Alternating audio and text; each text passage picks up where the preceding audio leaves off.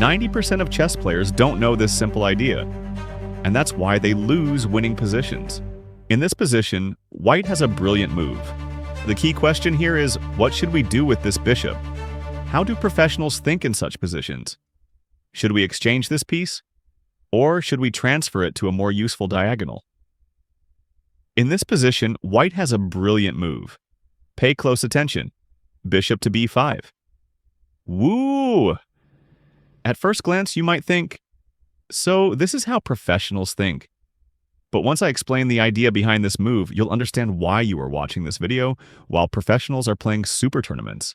So what is the idea? The main goal is to provoke the move a6, a so-called disappearing move. In other words, we force the opponent to make an unnecessary pawn move, creating weaknesses. You might ask, what if black simply does nothing and doesn't push the pawn? In that case, the knight cannot be developed. As I mentioned before, even if we can exchange one of our bad or unnecessary pieces, that already serves our purpose. So, let's ask the natural question. If black plays knight c6 and we capture, what happens? After pawn takes bishop, we play bishop to a3. Now look carefully when we no longer have a bad bishop. Now the queen can move, for example, from da2 to f2 and calmly capture the pawn on c5. We understand the idea. Even if the knight comes to d7, we can still exchange it. Our main objective was to get rid of our bad bishop, and we've achieved that. So now we clearly see that knight development is not very comfortable for black. Let's return to the main line. Black plays a6, which most players would naturally do. And now, according to our original idea, bishop to f1. Let me remind you, we could have immediately played g3, f4, and developed the bishop to g2 via f1. But instead, we first played bishop to b5, as if saying, I don't really know how to play chess. After provoking a6, we now execute the same plan anyway, but at the cost of one extra move. That is exactly why this technique is called a disappearing move.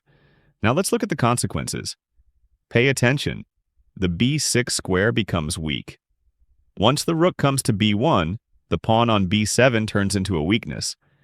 If the pawn were still on a7, black could easily play b6, but now that option is gone.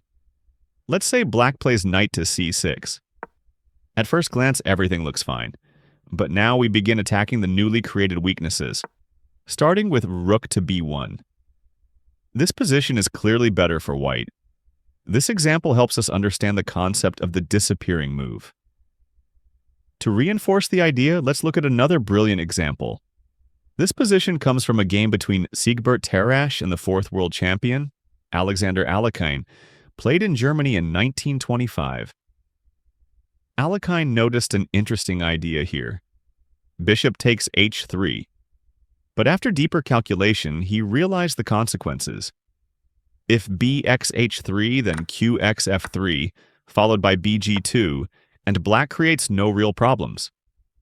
Both sides have 6 pawns, the bishop is well placed on g2, and the king is completely safe.